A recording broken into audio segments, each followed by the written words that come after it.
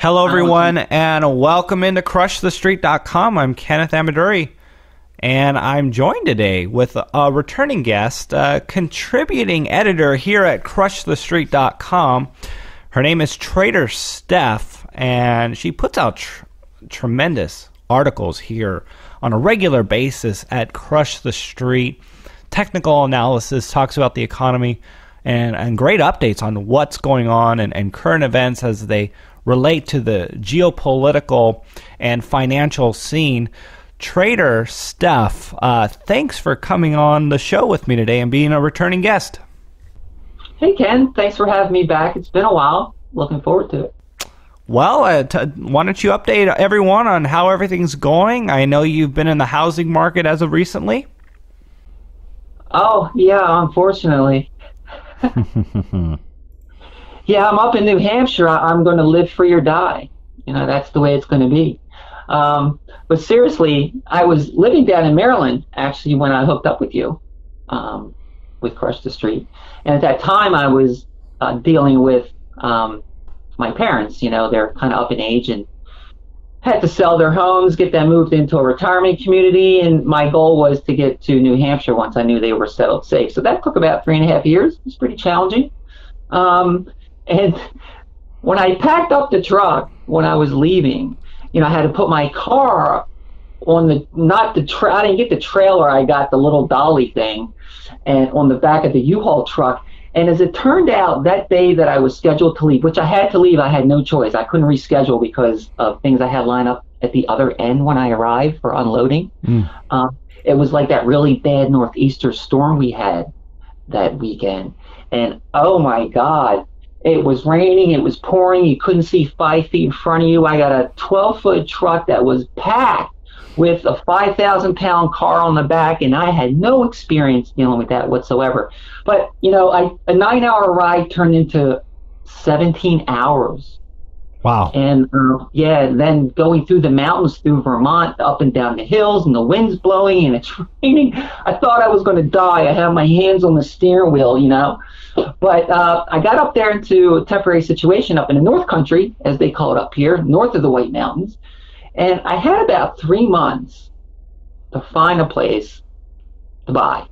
And, you know, everyone's got in their mind what they're looking for and what they want. But when you get into this particular market, you got a specific budget and you got a specific time frame. You know, it was quite a challenge. Okay, so tell us about that. I know you'd written about lack of housing inventory and, you know, the unaffordability dilemma in the new normal. I mean, what's the current market like up there? Yeah, well, you keep in mind, say you live somewhere and you're looking to buy in the region that you currently live in. So you're familiar with, you know, the weather, geography, the market in general. Hopefully you've been researching it if you're looking to buy. But when you go to a new state where you've never been before, you got to get familiar with the state, the market, the geography. And like New Hampshire is very different because you got the White Mountains stuck right in the middle. And that's basically all tourist and ski resorts. And New Hampshire is only about 190 miles from north to south, and it's about 70 miles wide. And the big populations are spread out where the majority are down in the south, and they're very small communities up in the north. So if you're looking for something, it generally takes a long ride to get there, particularly if you're up north, because then you take into account what you just mentioned, the June 28th article I put out about the lack of housing inventory and the unaffordability dilemma. I had thrown myself right into the middle of that, which is why I began writing about it. And then you got Sam Zell out there. He's like, well, now's not a time to be a real estate seller or a buyer. And I'm like, oh my God, I can't believe I'm actually having to do what I'm probably suggesting that you don't do. But life is like that. You got to do what you got to do. So the inventory was very low, and it's not because there was lack of housing available. It was because of the market dynamics that were going on. So, and up here, it's a very different market because a lot of properties are seasonals. So you got folks coming from Massachusetts, Connecticut, maybe Vermont, New York, or some other state, and they only come up here and they stay in the summer or they stay in the winter. But depending on what it is, you have a different type of mechanical setup in the house. Like about 80% of the homes in New Hampshire are based on drilled wells or dug wells. So if you're going to be living there in the winter, it needs to be winterized. So when you're looking at properties, you got so many things you need to take into consideration, as well as the weather patterns up here, because there's harsh winters and they're subject to flooding depending on where you're looking. So getting to the realtors, talk about live free or die. It's a different mindset, as they call it up here, or just a bunch of Yankees is what I was hearing. But I found someone who was really good, and she was pretty helpful, but I ended up finding the place myself rather than her actually taking me to it. Matter of fact, she didn't even visit the property that I ended up purchasing. Oh, wow. Okay. Yeah. Very hands-off type.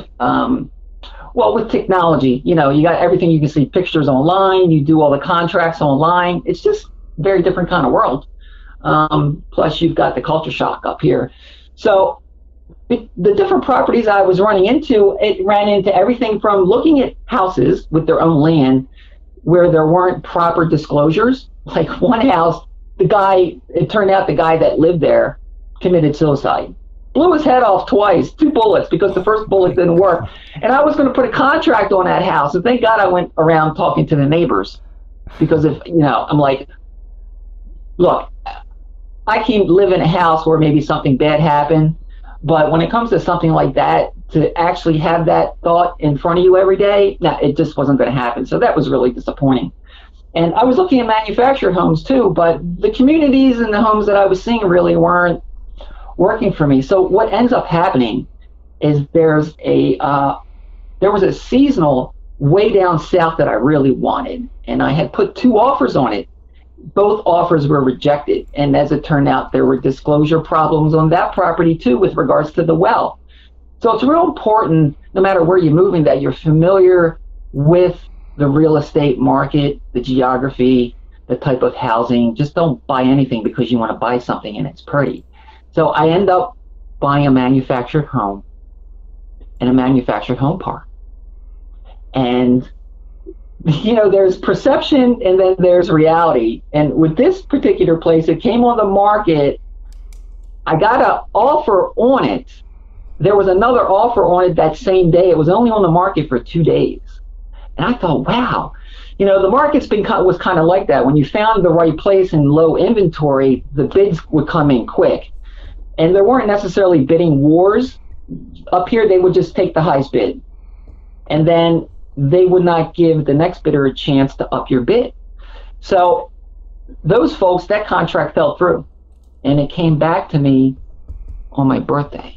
So I put an offer in for the asking price, and I made it through the process. Now, there's kind of like a shift going on out there because of what's going on in the market, where there's a lot of cities that are buying up manufactured home parks because of the affordability issue.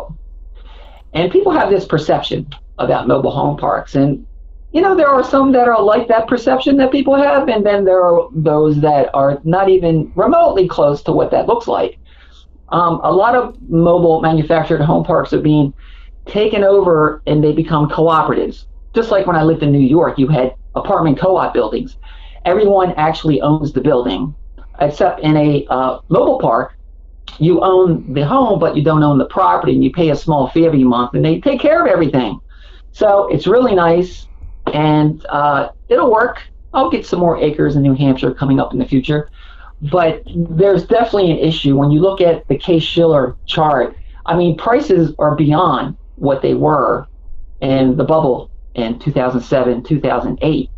And when you look at the income that's necessary in order to meet mortgage obligations, and wages haven't picked up, it's a nightmare out there, quite frankly. And I don't think most folks are aware of that. So if you're able to find what you're looking for and it goes smoothly, great. If not, you're going to have to get what you need rather than you want. You know what, Steph? That actually is an interesting point, because it also goes to show in a deflationary environment that people are going to need to still live. And that goes to show why sound money, because it's deflationary, still works, but because of the Fed and the nature of the government needing to stimulate, they can't. They have to scare people into buying now because of the fear of higher prices tomorrow. But you brought up a good point, and that is people are going to need to live. And sometimes you just need to do something because it's the best thing to do right now. If you need to go to work tomorrow, you need to fill up your gas tank today, despite what gas prices will be tomorrow. And you need to live somewhere today, despite what prices are going to be tomorrow. And it's one of those situations where you just need to make the best decision possible for your future. And I think you did that. But having said that, I mean, what are some of the valuations looking like in the real estate market? And is there any indication as to what you're expecting here going forward in 2018, 2019? That's a good question. One thing that can happen is interest rates go up. That'll blow it out of the water. I mean, we're right on the edge right now, with rates having gone up, 75 basis points, basically. So what do you have to say about the lack of inventory? Can that go away, or can buyers dry up overnight and the inventory flood onto the market?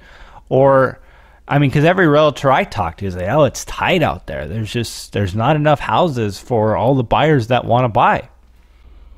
Yeah, well, it's more so tight in the mid-range and lower range because of the affordability issue. But it's also got more to do with folks who are still underwater from the previous. And then you look at the employment market out there. It's not like it was 10 years ago before the bubble bursted, where people were able to move and relocate and find other jobs and sell their house that they bought and pay off the mortgage and make a profit and pick up something else. No, it's a whole different ballgame now. So people are generally, I think they called it nesting, but that's not what this is. I mean, you also have the baby boomer bubble where, I shouldn't call it a bubble, but you got the baby boomers who are basically retiring and they're staying put, but that's not necessarily true either, because a lot are selling their properties and moving into retirement communities. But that's a very individual choice and decision based on economics, because those places can be more expensive than just staying put. Do you have the means and the support system around you to stay home is the question. So there are a lot of variables here and a lot of different real estate markets. And like when you look at the commercial real estate market, that's a problem. That has a lot of inventory. It's the complete opposite. And that's because of a lot of debt. It's not because of the internet taking away their sales. I mean, I think right now we're looking at about 9% is what online sales are. That's not what's killing brick and mortar. What's killing brick and mortar is the lack of cash to spend.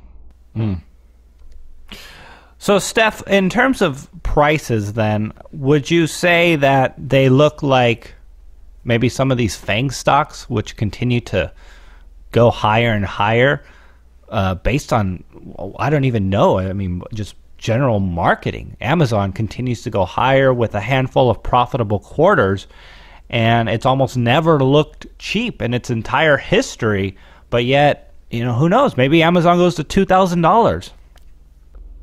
Well, let's keep in mind, we've got the new Fed chair, right? And the reason that the market's going up is not because of fundamentals, but because of all the quantitative easing that had went on since the financial crisis. So when Trump had to decide, he had his wish granted. I did an article on that on the 29th of October. Turns out he did. He got his wish granted, and he picked Powell, and Powell's a dove. And if it boils down to, it seems like every time it's at some point a year, there's something going on, and you're looking for a reason that so-and-so is going to happen. But that's just the way the flow goes. So we got the next Fed meeting in December, which I think it's like 100% chance as far as the bookies are concerned that there's going to be an interest rate rise. And then you have the tax reform bill, because nothing officially has been passed in Congress, despite the fact that he's done a lot and a lot has been accomplished, but the mainstream's not talking about that. So we got interest rate decision, and the new Fed Powell's not going to be in the chair position yet, but that is going to affect the outcome, not just the data. And then we have, well, what's going to happen with tax reform? I think that's really going to direct the market, no matter what industry within the market that you're talking about, whether it be FANG or whether it be real estate. That's going to be your answer. Yes. In the near term.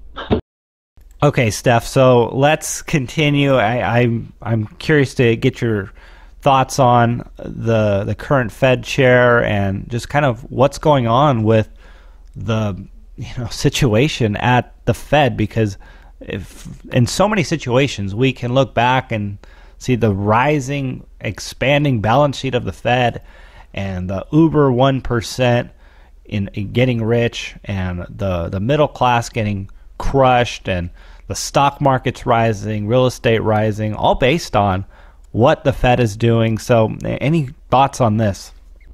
Yeah, I came across a presentation that Lynette Zhang, I think you've had her on. Yes. Did, and one of her slides she's got, it's about mortgage-backed securities held by the Fed. And remember, the Fed's supposed to be winding down their balance sheet, which I don't think's really going to happen. They may attempt it on some level, but it's the great paper caper. But this chart she's got of the mortgage-backed securities that are held, suddenly there's been a lot of buying. Like, this chart is correct. This is coming from Fred, St. Louis. There's been an 80% increase since the summer. And also in October and November, not 80% in each month, but I think the chart's up on the screen. You can see the spike. So there's still a lot of heavy buying. Now, is this the last Hail Mary pass before? Not really sure, because these aren't bonds. And the bonds are really what they were talking about on the taper caper. In the meantime, they're still purchasing the mortgage-backed securities in the background. Let's see how long that lasts. But as far as the Fed, remember, there's still a lot of seats open where folks are leaving, stepping down, retiring for whatever reasons that they have, and those seats need to be filled too. So the Fed is going to be completely redone by Trump. And I guess I should mention, so will the Supreme Court.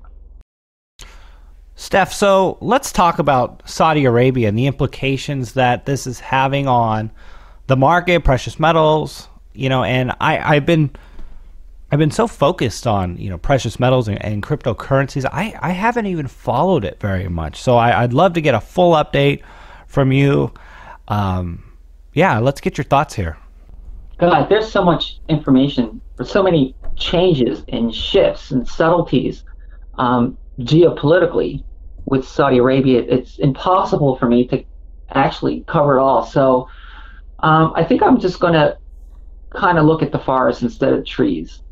And like, first of all, one of the more popular images that came across the media airwaves was when Trump went over to visit Saudi Arabia, and he was out there when he immediately arrived and got out of the car, and they were walking between the car and where they were going to have the dinner.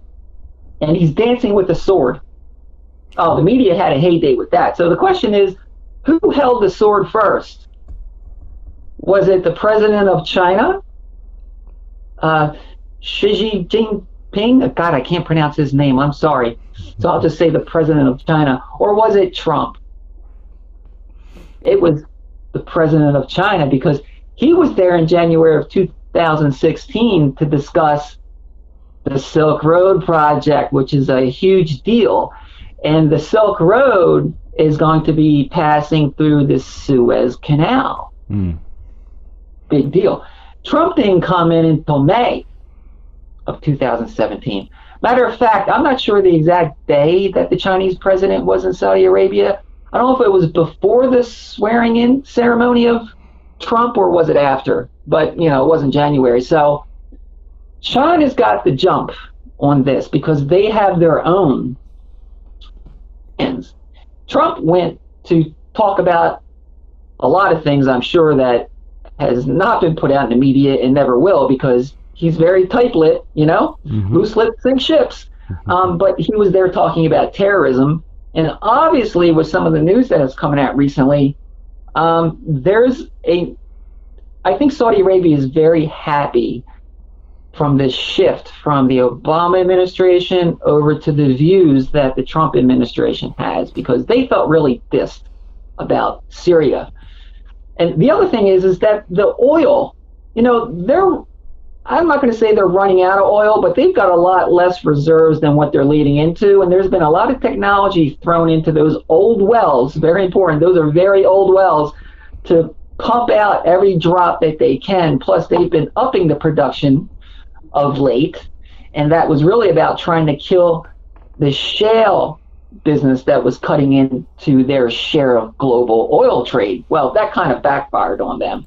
So they've realized that they need to financialize the economy. They can't be an oil economy as they used to be with basically a welfare state, because they're all living off the oil. Because now you have a much younger generation that needs to be integrated into the world market.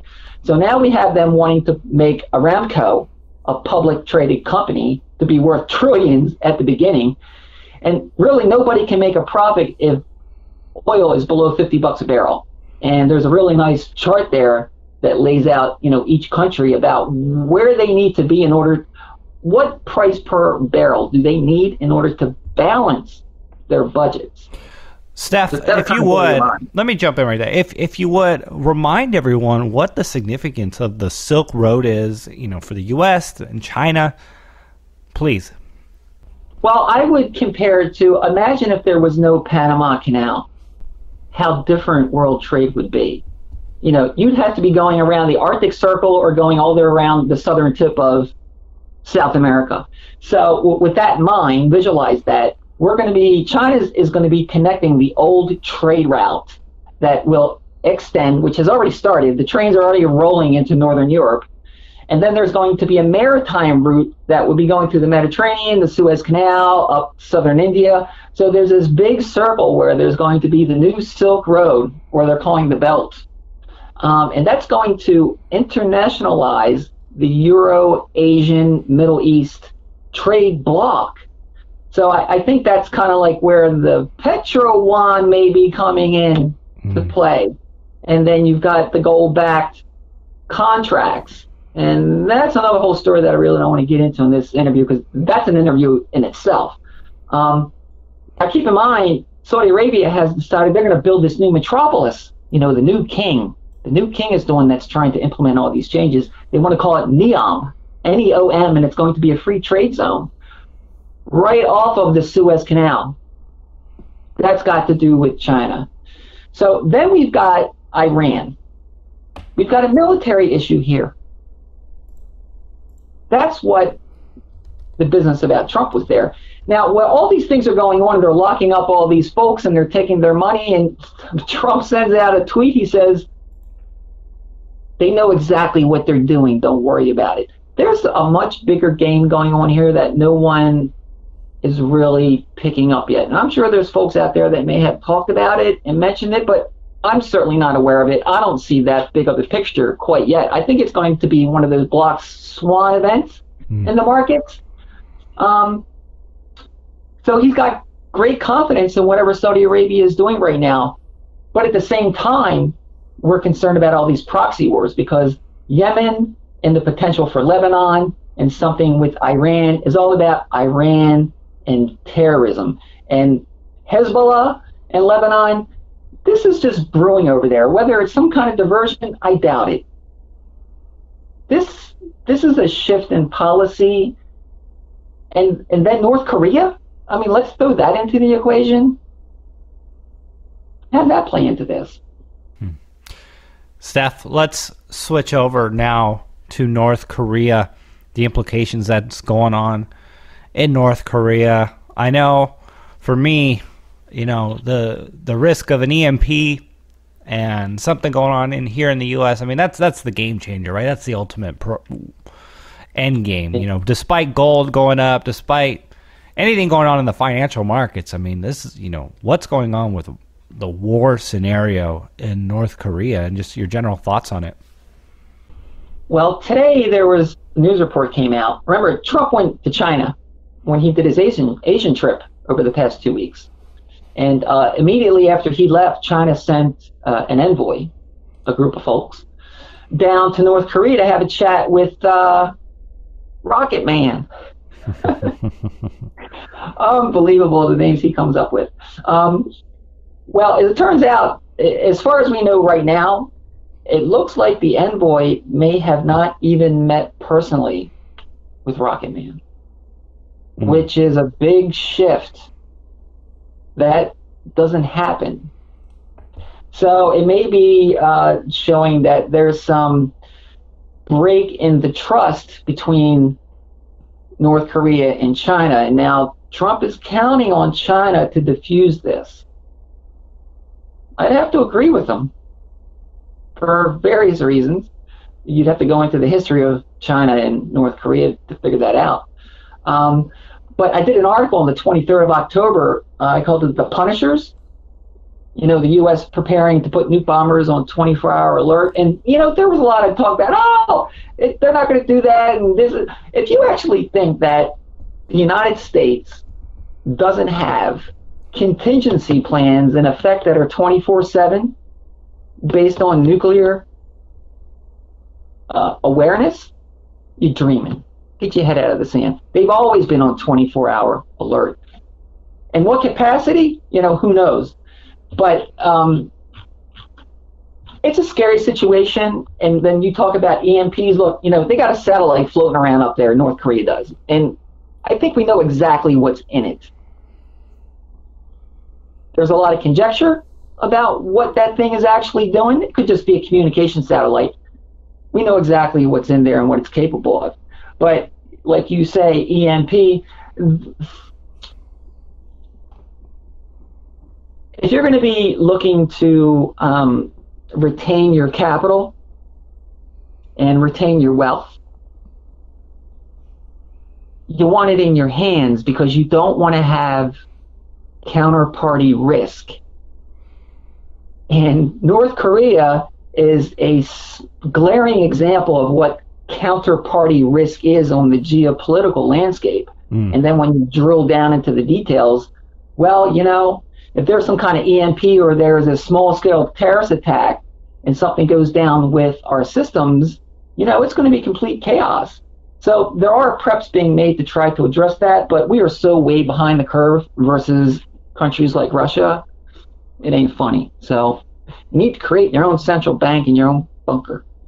Steph, let's move on into the implications on the markets. U.S. dollar, I want to get into gold here. Let's move on into these topics here. I know you got some interesting analysis. Yeah, I got a U.S. dollar weekly chart there. And it goes back to 2014. And let me just pull the details out of this chart. So we got all the moving averages. I got them all marked for everyone to see very clearly.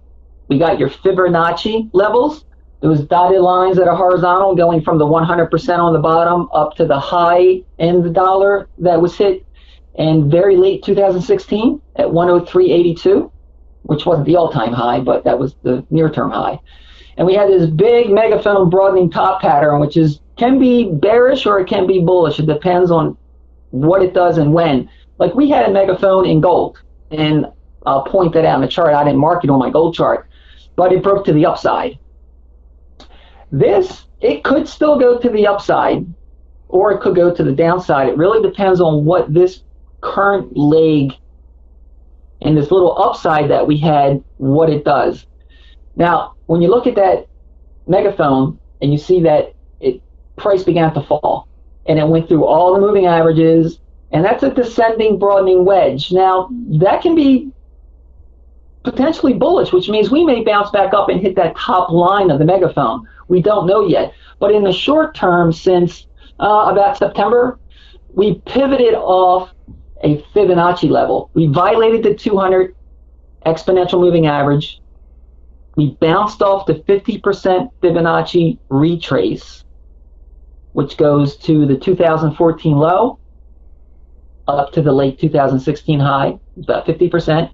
We bounced, we came up, we hit the next fib level up, the 38.2 at just above 94.30, and there we've got a rising wedge, which are always bearish. I've just never seen one break to the upside. And last week we broke back down to the downside. So my target is the bottom of that broadening top, or a retest of that 50% Fibonacci level. So it's still bearish. And when you go down to the bottom of the chart, you got the DMI, the ADX.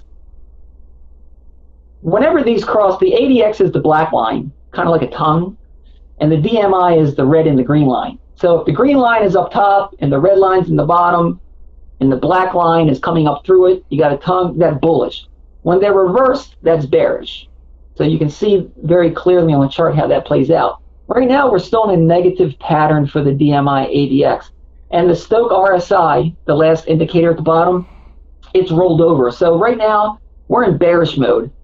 And as we talked about earlier in the interview, we've got two things coming up. We've got the tax reform, and we have whether or not we're going to raise interest rates in December. That's going to have a big effect on this, not to mention geopolitical concerns. Steph, let's talk then about, the macro situation going on with gold. I know it's been pretty, discouraging seeing what's happening with gold just being lackluster and not moving that much. But we had some pretty exciting news here coming out from Ray Dalio and him doubling down on his position with gold. He didn't have gold in his portfolio prior to 2017. He dipped his toes in the water earlier this year, and then he dived in even further later on in the year. So let's talk about that a little more. Yeah, I think for some, looking at the charts can be discouraging, but if you've been in the market and have followed the gold market since the late 90s, it's extremely positive, actually. So looking at some of the most recent, headlines, we got Ray Dalio, obviously, from Bridgewater. He's upped his holding of GLD 575%. He's buying paper. I mean, who knows what he's actually doing on the side for himself, but there's no doubt in my mind that he's buying his own physical. But remember, this is a hedge fund. This is what they do. They're hedging. So he's hedging for something. What's he hedging for? We could probably come up with a list of a dozen reasons why. And we also have the demand. The fundamentals are still very strong, despite what you may be hearing. I mean, gold is hitting at or above or near all-time highs in almost all the other currencies as compared to the U.S. dollar. It's just, in U.S. dollars, it looks a little sluggish, I should say. It's more stealthy than anything, in my opinion.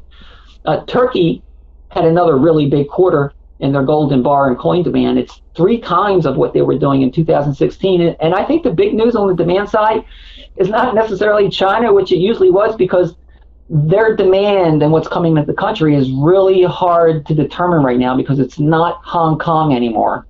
It's coming through back channels and through Beijing, and it's not there's not one easy way to look at some chart or some piece of information. But Koos Janssen is a really good source for that.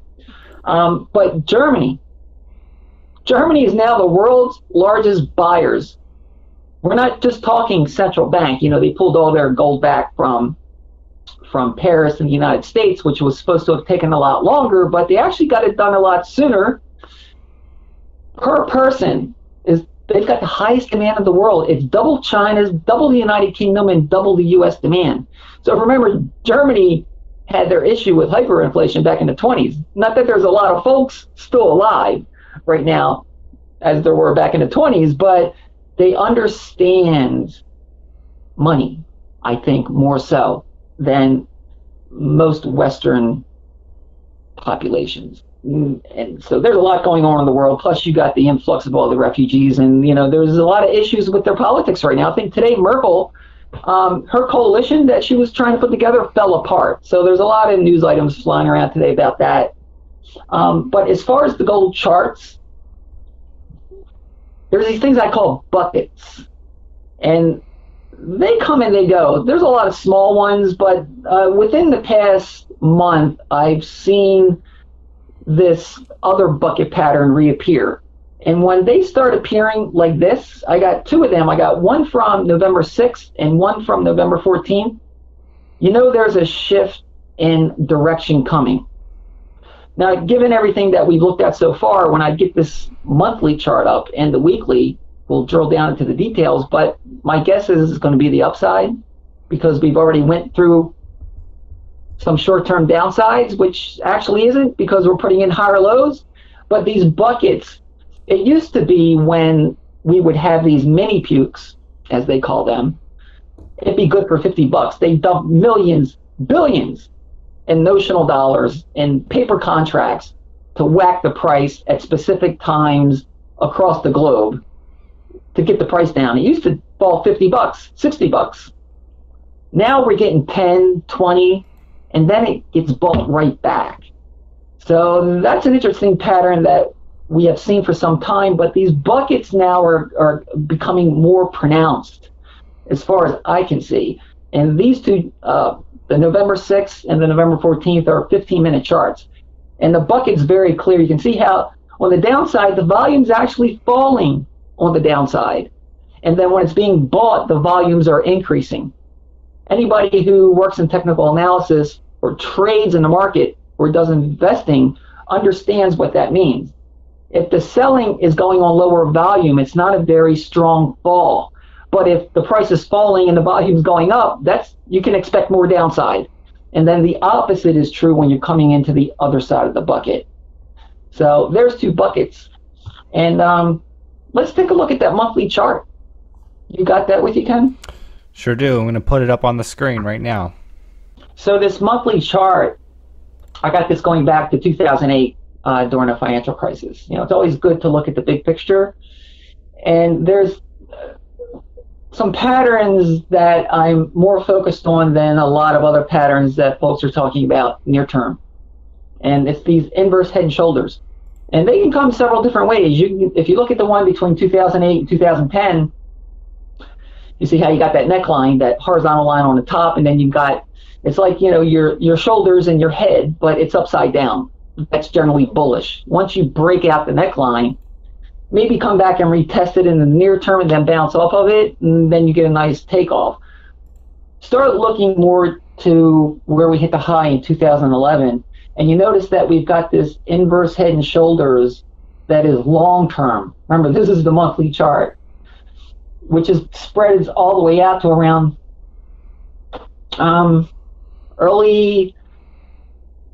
late summer 2017. We've got a giant inverse head and shoulders here on an angle. And that's that 2011 trend line that's going down. And on that trend line, you notice that it breaks into two. So I got a trend line 1 and a trend line 2. One of those is actually a neckline to another little inverse head and shoulders, which we'll see when we look at the weekly chart. Now there's this big neckline there, the 1380 neckline. We haven't gotten up to that 1380 and tested it again, but that's an inverse head and shoulders. So the trifecta I'm talking about is from the 2011 high down to the present. And then we've got this other one that's playing out with the 1380 neckline. The smaller one off to the right, I'll show you in the weekly, we've already confirmed and broken out of. So there's only one left. We've taken out the trend line from 2011. 1380, which is also a Fibonacci line. And you can see if you drew your Fibonacci's from the high in 2011 down to the low in 2015, that's a 38.2. Now there's one more number I got on this chart. It's 1520. That 1520 is the triple bottom that we tapped through 2011, early 2012. If we can get through that 1380 neckline, that's going to be the first pit stop. There'll be, on a near-term chart, there's going to be some resistance along the way. But 1520 is what I'm looking at if we take out that 1380. And if you look down the chart, Notice the volumes are really strong. There's nothing small about these volumes coming off of the 2015 low at all. The DMI, the ADX is still positive. The Stochk RSI is still positive. There's nothing negative about this chart at all. So when someone's saying gold's not doing well, it's doing fabulous, actually. It's building up a base, and it's putting in higher lows. And when we take out that 1380, we're going to confirm higher highs once again. So if we move on to the weekly,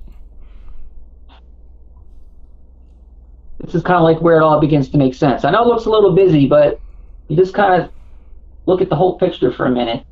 You got all the moving averages.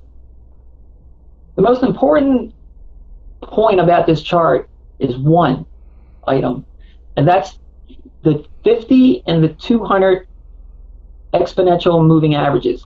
They have not, the last time they crossed was at the beginning of the bull market in gold back between 1999 and 2011. That's the last time they crossed over. Now, after the fallback in 2013, they crossed negative, but they crossed over, I would have to say, I've been talking about it for a few months because I've been watching it, but it was around August, September. They kind of came together, but you weren't sure which way they were going to go. And now you've had this choppiness going on, and that 50 continues to go higher. So we've actually got a 50-200 cross. It's not decisive yet, but remember, this is a weekly chart. So let's look at some of the bigger pattern here. You've got those two trend lines, the 2011 trend line, the number 1 and the number 2. One of those is an inverse head and shoulders, and you can see the angle where I did the shoulder, the head and the shoulder with the little dotted lines. So you see how we broke out of that, we came back down, we retested it, and where we retested it was where the 50 and 200 crossed over, right where that arrow is pointing to. Now we've bounced back off of it. And there's another little trend line that we just went through on last week's candle. So and another important point about this chart are the volumes, because if you go all the way down to the bottom, you'll notice is that when we have these important moves, the big moves, the volumes are rising on these moves. But in the near term and much shorter time frame charts, there are times when the price is going down and the volume is rising, yes. But in the big picture, the volumes are falling on the price falls, and the volumes are rising on the price moves up. So we've got this nice pattern of lower highs. The DMI ADX is still positive here. Now the Stochk RSI fell through when we had this most recent correction from about September up until October. But we're getting ready to cross back up through that. So I'm bullish right now near term.